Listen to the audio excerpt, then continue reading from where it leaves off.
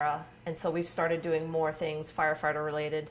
And then pretty much ever since then, and in 2015, we've been friends, and we try to travel when we can. This past year, Sarah was my travel buddy because she did meets and Jen was busy with her life doing stuff. But hopefully we'll all be out there next year and ready to compete. But because it's definitely fun to have that person to travel with, and the more the merrier. Oh yeah, for sure. Do you want to touch on anything else? Can you ask her to explain the events that she does and explain what throwing is? Yeah, could you explain the events you do? Of course. So I do throwing events, and I was a shot putter only when I first started, and then I picked up the discus just for fun. Now I'm throwing the hammer, which a lot of people don't know what that is, but it's a ball on a long wire. And just this past year, I was introduced to the super weight, the weight throw, and an ultra weight pentathlon. So the weight throw is for my age group, is a 20-pound weight. So it's a big ball, and it's on like just a little carabiner almost in a big triangle, and you turn around and you throw it. Then there's a super weight, which is 35 pounds. Same thing, you attempt to turn with it and throw it. And then the ultra weight pentathlon is 5 weights, and it's the 20 pound, 35, 44, 56, and the 98 pound. And you throw it, and based on your distances, you get point totals. So those are pretty much the events I do. And it's interesting that throwing the heavy stuff is a lot of fun. It's a lot more fun than I thought it would be. I had to get convinced to at least give it a try. And I did, and I'm kind of hooked on it now. So that's it's all fun, but that's kind of what I really like right now. Nice. Can I get you to just say, I'm a mom, I'm a firefighter, I'm an athlete? Sure. Yeah. I am a mom, I am a firefighter, and I am an athlete. Nice. Thank you so much. And could you also go through your history of how you became an athlete, and like was the throwing has been your history for the entire since college, right? No, I was actually a heptathlete in college. Oh, okay. So could you just go through like how that all started? Okay. So as far as athletics, I started out as a gymnast at 9, and I grew to be too tall, so I quit at 14, and I joined the high school track team. And when I first came out, I did high jump, long jump, hurdles, relays, kind of whatever they needed. And I did the pentathlon, which I didn't know what it was at that point. So it's the hurdles, shot put, long jump, high jump, and the 800 meters. My coach was like, you got to give it a try. You do all the other events. And okay, so I did it, and I lost. I got second place because I couldn't throw the shot. So my junior year, I learned how to throw the shot, and I won it that year. And I'm like, okay. And then coach was like, well, you can actually throw the shot too. So this is now your event. So that event got added to my repertoire, so to speak. And then come senior year, I was multi-event. I did high jump, long jump, hurdles, shot, even discus at that point. So I got recruited at the University of Rhode Island to be a multi-event athlete. And I was fortunate enough to get a full ride, which definitely helped out the whole college experience. And so in college, I did heptathlon. The events that I would do just kind of depended on the meet. So the bigger meets like New England Championships, I would do the heptathlon. So it's the same events as the pentathlon, but you add the javelin and the 200. So that's pretty much where the multi-events came from. Once I graduated college, I still wanted to keep competing, and I did hurdles a little bit, high jump a little, and shot back when I was still living in Rhode Island. And then it got to the point where I ran into my college coach, and he was like, what's the point of you continuing to compete if you're not going to get better? And that sounds really harsh to say, but it was kind of an eye-opener. I'm like, he's right. Like, if I'm not training or if I'm not really going towards something, what am I doing? And so at that point, I'm like, okay, you know what? I really want to try to make the Olympic trials for shot put because that was still my best event. Well, just as that happened too, I got offered a coaching job at the University of Richmond, and I became their track and field coach there. And I was fortunate enough that the head coach allowed me to compete at meets. So I'm like, okay, I'm coaching the kids. I have my time to practice. I I didn't have a coach at the time, so I was videoing myself and watching my technique after. And then I took a little bit of time to go down to the coach at UNC Chapel Hill. I met with him a couple of times, and he gave me a few extra pointers. And before I know it, in 2004, my distances were huge, and that's when I qualified for the trials. And so I was like, okay, this is awesome. Shot put was my event.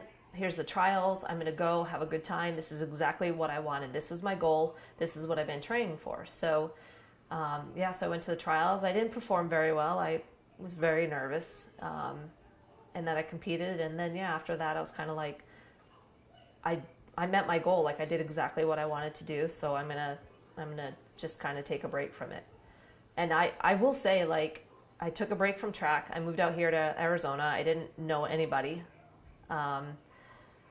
And it was interesting. I got to the point where I was almost lost. I didn't know who I was anymore because I wasn't coaching track. I had nothing to do with track. I wasn't competing.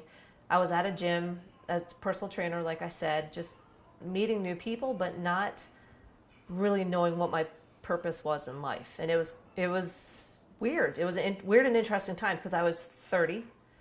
And that's just kind of a pivotal moment in your life. I'm like, okay, I'm single. I don't know.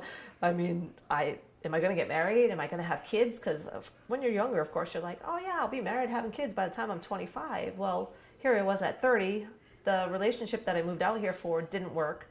So next thing you know, I'm out here and I had no idea what I was doing. And honestly, I think firefighting almost brought me back to that point where I was like, okay, now you have a focus. This is a career. If this is what you're going to do, this is your career. So now you know what you're doing with your life. So I got established as a firefighter.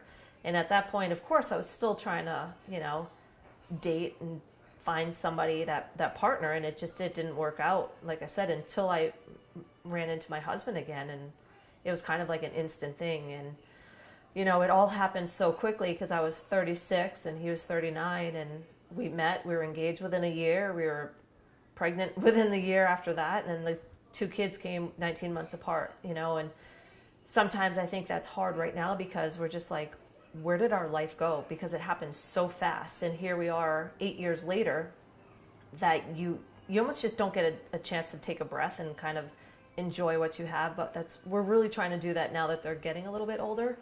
But I think because we were older parents and we met up later on in life, everything had to happen quick.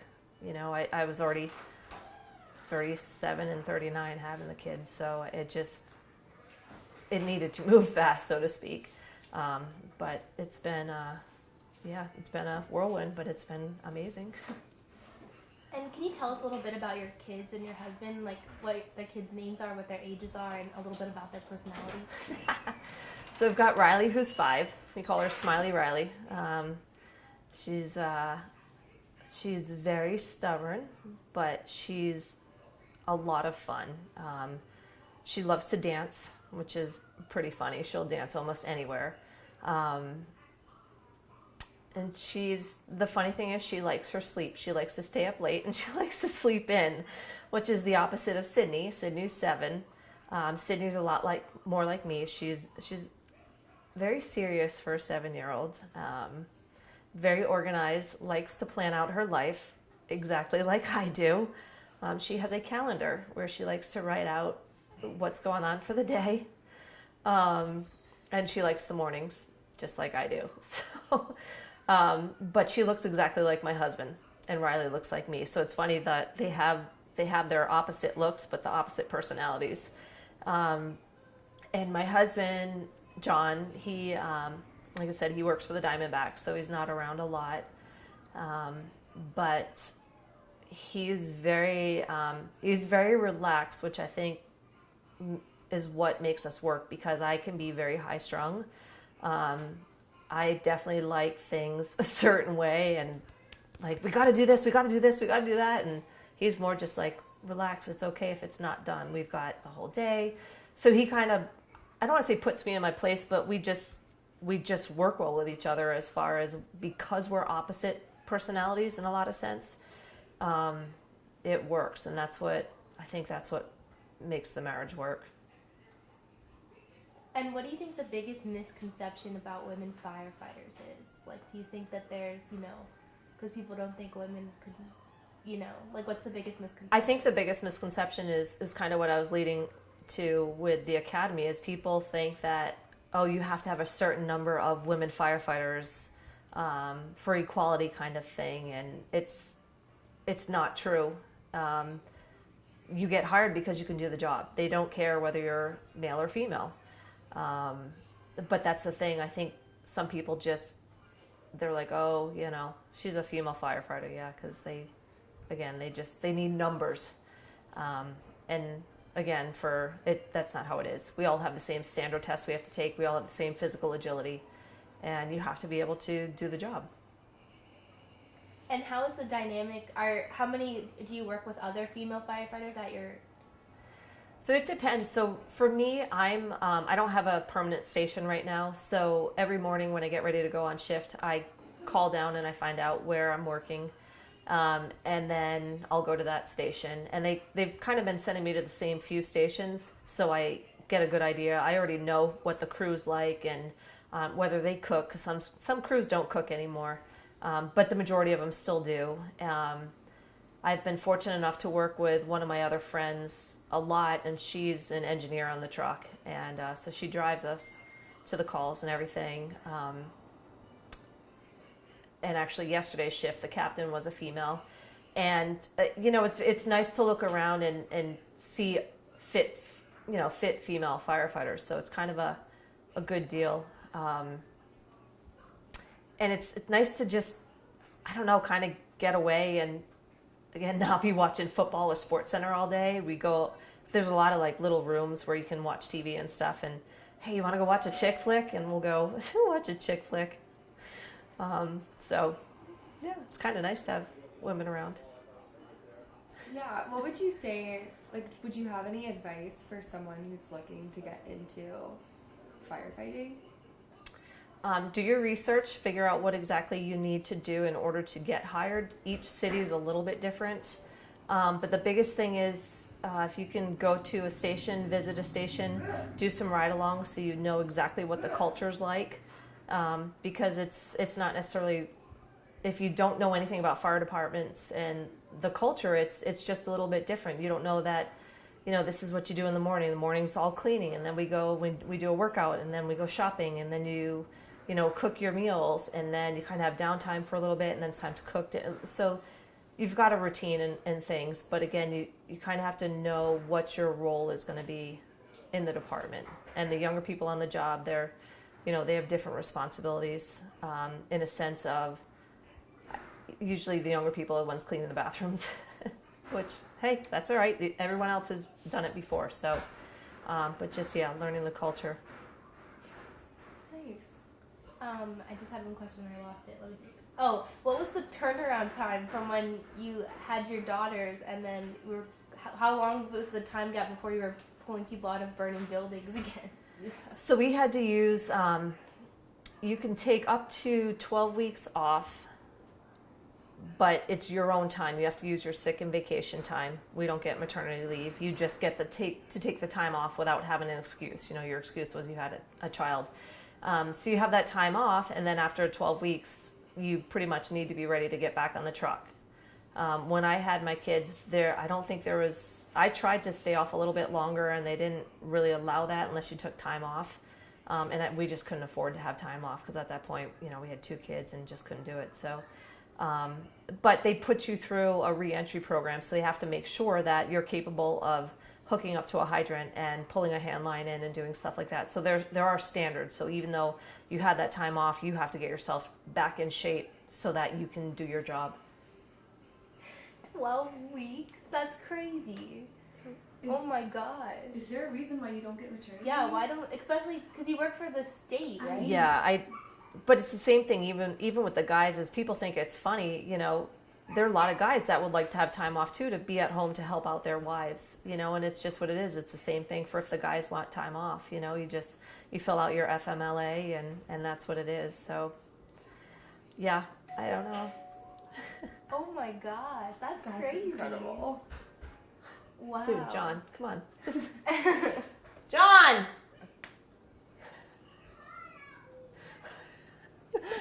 like, it's hot out here.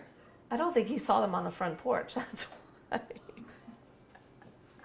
Can I get up for a second? Yeah, go ahead. Hold on, kids. Hey, Don't get maternity leave. can you help me out here? The kids are locked on the front porch because they wanted to play with the dogs, and now they're banging. They want to go inside. Can you go get them?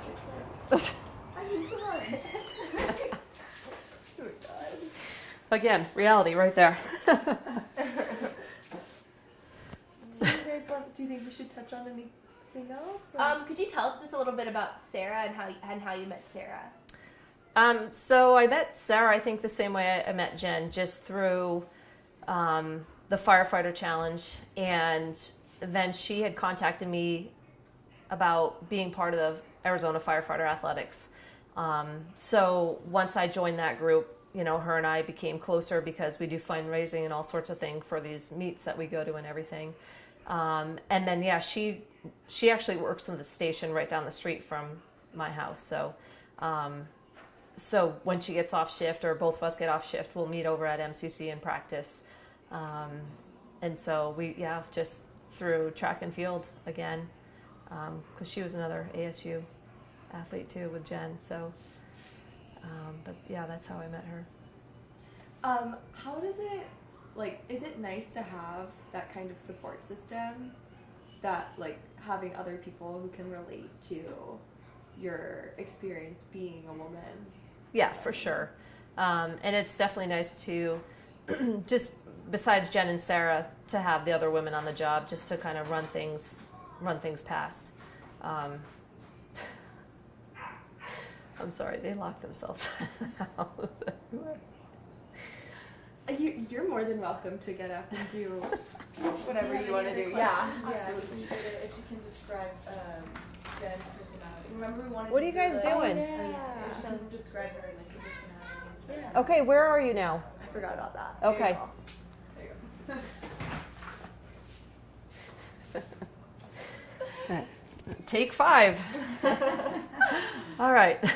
Could you describe Jen's personality in just a couple of words? Jen, she's fun and outgoing, and pretty much lets everything roll off her shoulders. So she's definitely a little opposite from me, because I'm more of a, I don't let things roll off my shoulders quite as easy. And then Sarah's kind of that long lost wanderer. She loves to explore. She's always going on trips and just loves to find new places to explore. And again, that's not my personality, but I think that's why we all get along so well, because we've got so many different personalities. Nice. Anything else? I think that's all for now. But Okay. Do you want to look over the list? Yeah. Sure.